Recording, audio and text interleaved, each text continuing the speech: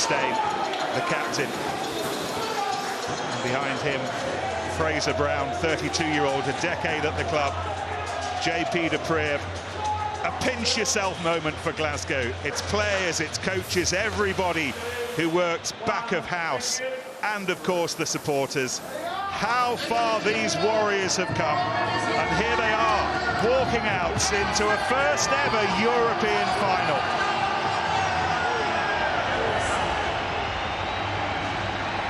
Toulon as well, famous European colours, famous European history. Champions Cup winners all those times with all those names, but they've never won this. Cheslin Colby, a Champions Cup winner with Toulouse a couple of years ago, carrying all his threat from fullback this evening. And actually looking for their first trophy since 2015, since they beat Clermont in the Champions Cup final that day at Twickenham. Here they are in a Friday night final for a record fifth time. High time, they will tell us. They won one. Well beaten by Lyon in Marseille a year ago, but Glasgow just the second Scottish side to ever get this far. Edinburgh pushed into the 2015 final at the Stoop before they lost to Gloucester. So the prize for Glasgow today, not that, although that'll be worth taking home in the hand luggage if you can squeeze it in. But the prize, a first ever European trophy.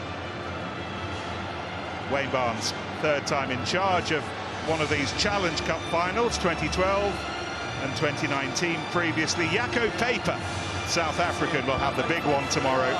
Chris Busby from Ireland, Craig Evans from Wales with the flags.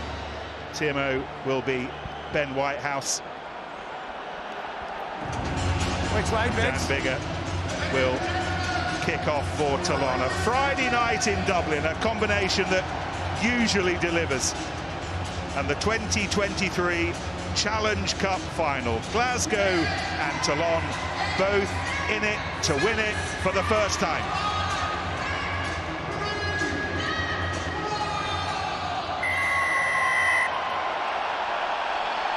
Toulon in the darker strip, Glasgow in the blue. And the catch for Sione Tuipulotu. And use it. And George Horn, 99th game as a Warrior. And walloped safely up to halfway. Two men who know all about these big European finals. Brian O'Driscoll and Ben Kay standing alongside. Yeah, great to be here. Really exciting to see two attacking sides full of intent. Just managed to see a rarity. A Glasgow kick. They kick less than anyone else in this competition. We're expecting them to want plenty of possession. And that taken by Charles Olivon. Scrap for the ball. Teddy Bourbougnoux determinedly holds on to it. Baptiste Surin. Little imp of a scrum half. Beautifully controlled the semi-final when Toulon were down to 14 with expert kicking. It's not normally their game. They, like Glasgow, like to run it around a bit, play some riffs off the cuff. But Surin will kick for territory when needed. Cancellieri came in and looked like he was knocked off the ball by Gabin Villiers, but Wayne Barnes, arms outstretched, said let's get on with it. And Bourbougnoux does. Yeah, it's a surprise that certainly his eyes were on the ball, Cancellieri. Bigger. Running into Jamie Batty. Paya Awa. First big early thumps are French thumps. Bigger's down with a little bit of a leg issue, it would seem, but he got back on his feet quickly enough, Ben, to make the tackle. Yeah, he's brave, but he stayed down again. This is a big concern for Toulon. Glasgow 10 is Domingo Miotti. And now Stain. And Parisse. Got half a glove on him. Miotti. Fagerson. Ooh, lovely away from Jones, and that was beautiful. Through the legs from Fraser Brown, the hooker. Remember Glasgow's quick start to their semi-final. They held on to the ball for the first 3 minutes before scoring the opening try against the Scarlets. That was a purposeful, powerful start that set the tone, and They're trying to do likewise here, but now some defending with Giuta, Wanigolo, and finally the whistle, and finally we can all take breath, Brian. Sure is, it's frenetic, it's end-to-end, but some really great passages of play from both teams. Great turnover from Villiers there. Initially, really good play from Glasgow, trying to get to the width. You'll see that an awful lot over the course of the game. They're like a sevens team, even through the legs. But then watch this, red scrum cap. He is one of the best advocates of the turnover from a wing position. It doesn't matter what number's on his back. He is brilliant at it. So he's going to have to be targeted early on. And what lots of teams do, they make him the tackler. Rather than allow him be the first support player in there to pinch the ball, make him make tackles very difficult to pinch a ball, have him being the tackler. Dan Biggar's not 100% right. I don't know what happened to him, but he certainly took a long time to get back into the game. But when he did, when Villiers made that turnover, it was Biggar that instantly saw the space out wide, tried to play to the other touchline. Here's what caused the issue. You there, Jamie? Okay. He's running into a combination of Jack Dempsey and Batty. Looks a little bit rattled, but still with us. He's actually being taken off now. I think maybe they've reviewed the footage and just want to check that he's not suffered a head injury here. West coming on in his place. Okay, who's in? Combien? Il y a 6, there's 6. Watch on. That's a high-end replacement for a high-end starter. Ihaya West on for Dan Biggar. Let's hope that's only temporary. Here's Teddy Bourbigny. Little ball of energy. Likewise, Becca Gigashvili, hefty Georgian, star of the match in the semi-final. Scored a try against Benetton. Beyond Bourbigny, into the arms of Duncan Pyatt-Hour. Villiers looking for the ball on this blind side. Oh, but it's the scrum half, Serang, who goes through.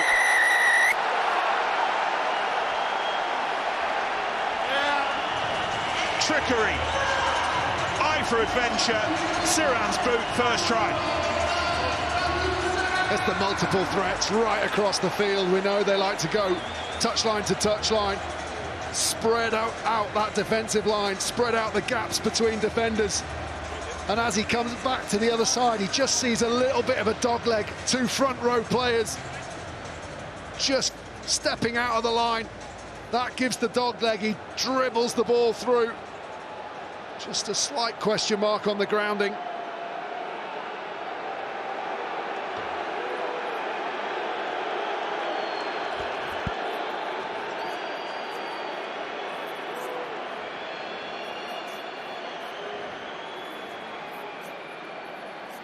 Wayne Barnes is happy that he's seen it.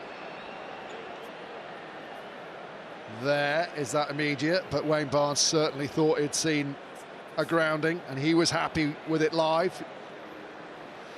There's a question mark about where the tackler's arm is. Is it? Well, despite the best efforts of Ollie Smith, Wayne Barnes has told us the try is good, and you may well have heard just then that Dan Biggar's not coming back from his head injury assessment. So good and bad news early on for Toulon. They've got the try that's been converted by Serang, but they've lost Dan Biggar. Yeah, this guy, you have to remember, is 42 caps for France. If there wasn't a young gentleman called Antoine Dupont on the scene, he might have an awful lot more. He was hotly tipped a number of years ago as the great white hope, and then Mr. Dupont had other ideas, but he is no doubt an exceptional footballer, very much in the Antoine Dupont mould. Just unfortunately has found himself out of the French setup because of the quality they have in situ. Okay, don't lean on the top now, please. And jouez-le.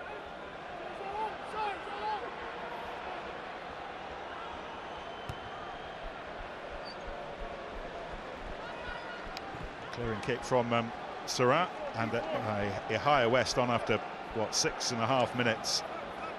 Kiwi arrived in Toulon this season after winning the Champions Cup, you'll remember, with La Rochelle last season. So the highest of high-end replacements, but very early on in the match. Brown. Oh, and not quite. George Horn held on to it. Maybe just a little bit too long. He and Jack Dempsey not on the same wavelength. West by an hour. 50-20 on. 50-22 is on, but it's rescued by Smith. Inside. Ball live, play on. On we go. We're going to fight. Colby says, let's get on with it, and then Colby chases it, and Villiers chases it. A double red-hatted threat, the two of them, the fullback and the winger. Glasgow will know when those two are motoring towards them. Okay, you've lost now. Ryan's right as well. Villiers is an absolute tyro at every single breakdown he's near. Happy to compete with his hands on the ball or just counter-ruck. And use it. Take a step, please. Step behind next time, please. Hey, come backwards. Chases. He has to get some traffic out of the way first, and as he tried to remove the motors. Not on the ball. One N'Golo came in. No. Advantage. Here's Naitha Levu. Another boot to ball moment. This one carrying not quite the threat, and Ollie Smith has a little bit more time to work out what he's doing. Advantage offside. Ojo, Cat. Yeah. JP Dupree, sorry, Benny, he was offside. Ojo, Cat. Indication of Ollie Smith's 4 offside. Intent, though. Sure, he did know that the advantage was being played to Toulon, but certainly proved his point that one-on-one he can beat anyone. Happy to do it from under his own sticks as well. It's been some 12 months for Ollie Smith. 12 months when he became a Test player, stepped into the Six Nations for the first time as well. He's still only 22. Massive left boot on him as well. Brilliant for exiting out of his own territory when you got the right footer on the right side and have someone that can send it all of 50-odd meters. Relieving pressure, but we got a sense about his attacking game as well.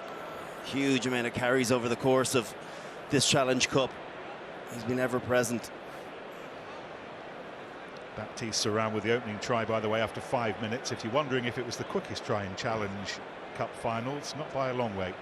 Bristol folk in particular will remember Harry Randall's after just 15 seconds in 2020. We barely opened the Haribos, and there he was. Harry Randall scooting in.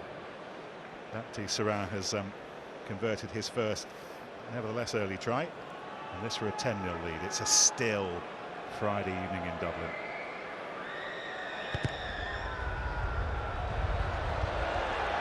So no excuses. It was from a fair way out, but it remains 7-0.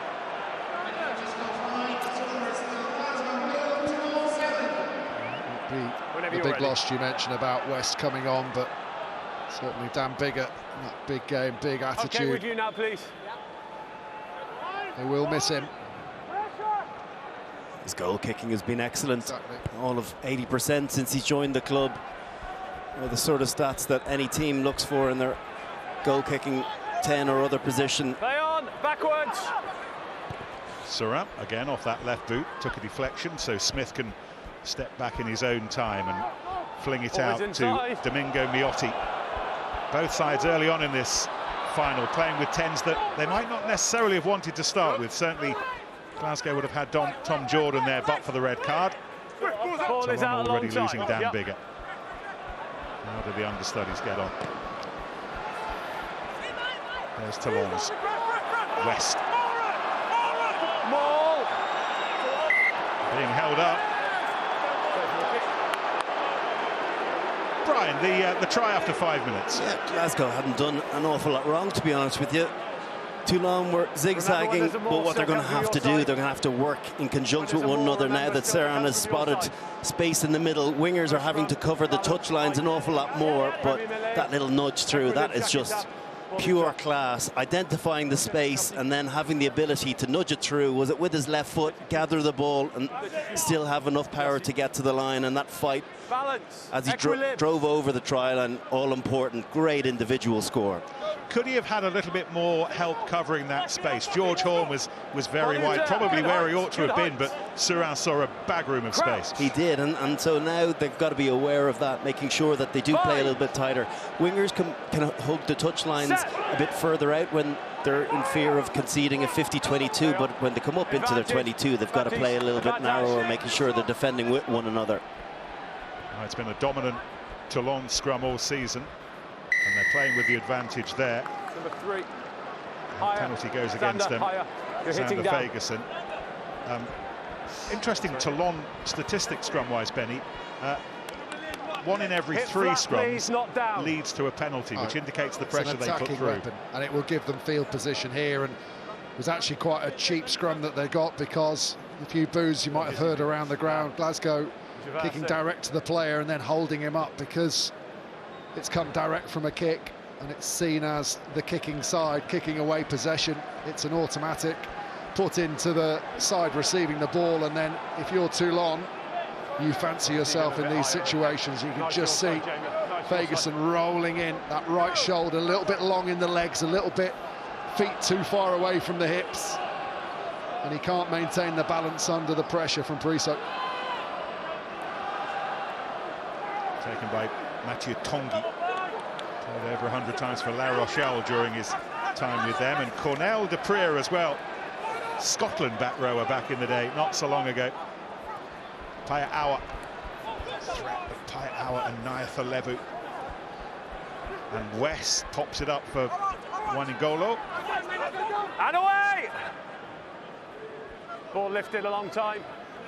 Bobigny. And tackle! Beyond Parisse. Not mentioned the great man much yet. He goes in there to do some clear-out work. West. Paya Awa. Tackle, Miotti doing what he can to hold on to him. Very, very narrow Toulon, apart from Villiers, who's hiding on his haunches, just trying to stay out of the way, stay hidden, and keeping the width on the touchline. West, Colby.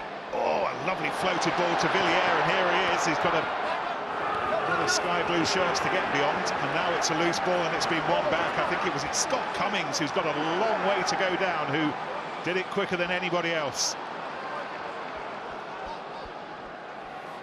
Brilliant work from the second row forward.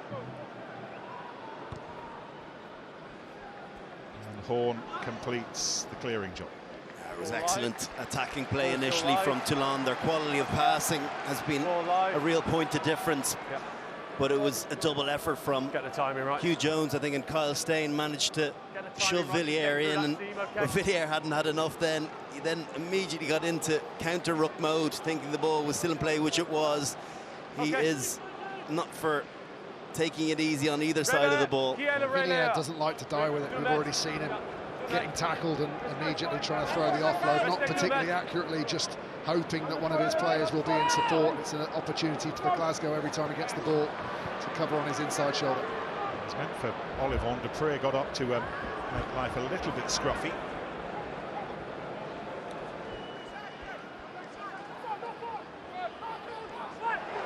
And then another break from Surratt, and he gives it to Alano SC. Off blue! Off blue, I've got.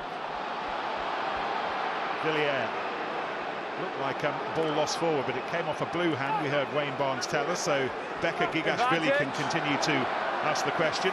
It's a Glasgow ball now. Stay there. Sione Vailanu digging away well. Knock on advantage. Forwards wait. Miotti. Advantage over, kicks Just away having under a no little look pressure. at that Serran break. He is so good at attacking defenders around the breakdown who tend to be bigger and slower, because he goes and then he stops. And that moment of hesitation takes all the momentum out of the bigger defenders. He'll always beat them for footwork off a standing start. But he's so good at recognising those bigger defenders in and around the breakdown and manipulating them with his footwork. Starting to go, stop. As soon as they're off balance, he cuts back and they can't recover. Wait, good net.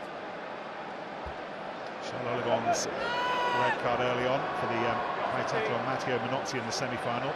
Knocked down to a yellow the following week, so here he is. And here goes Surratt. When he first burst onto the scene, Brian, you mentioned it a few years back. We thought, well, here's a bloke who's going to play 100 times for France. He's got such an edge to him as well. Physical, uncompromising, but really narky as well. It's exactly as you would anticipate. Lots of good nines being. Now here goes Sergio. He's not had much of the ball yet, so he wants to make the most of it. It was one of those runs to set things up. West, another beautiful fizzing pass to Villiers, and then Colby with the kick, but into touch. Charles Oliver does a really good job here because it's a poor pass, it's drifting away from him. Goes right, has to reach and then pulls it right back. That preserves the space on the outside, and Glasgow do a brilliant job of shutting the gate with their cover in behind. And Villiers comes over, makes a really important tackle. He actually does a brilliant job, Ben, because he's actually going for the second to last man, and the next thing, it gets flashed across the front of him. He's able to change and pivot his position, accelerating really hard, looking for an impact, and then making a side-on tackle. That's a scruffy old line out. Corbigny was hunting around, and Toulon have the advantage, and this could be very costly. Serrat to Parisse! Big try, scored by a big player. He's milking every moment in one of these big arenas. Not many of these nights left for Parisse, and he scores Toulon's second. Great analysis of what's in front from scrum half Serrat again. Everyone expecting Alan Oasi with all his power after this turnover from the line-out. They go through, Aubigné wins it on the floor. Now everyone's expecting the big frame of Alan Oasi to get it. Tui Pelotto steps out of the line, thinking it's going to the big second row. It's flashed across his face, and Parisse one-on-one's always going to win that collision on an outside arc. Gets through, cuts inside Hugh Jones. And that little disconnect with Tui Pelotto, convinced the ball's going to the inside man, gives the dogleg. And man of Parisse's intelligence, experience and skill levels always going to get over the line. Oh, the great Sergio, 40 in September. He retires at the end of the season. And he was saying before the match that he's determined to remember the sights and the sounds and the smells of tonight. A wonderful interview with James Wild. Find that on Planet Rugby this week, when he talked about what tonight would mean. Looks for all the world like he's not going to go to the World Cup. Kieran Crowley and he have had a sit down, and it looks as if his Test career is over.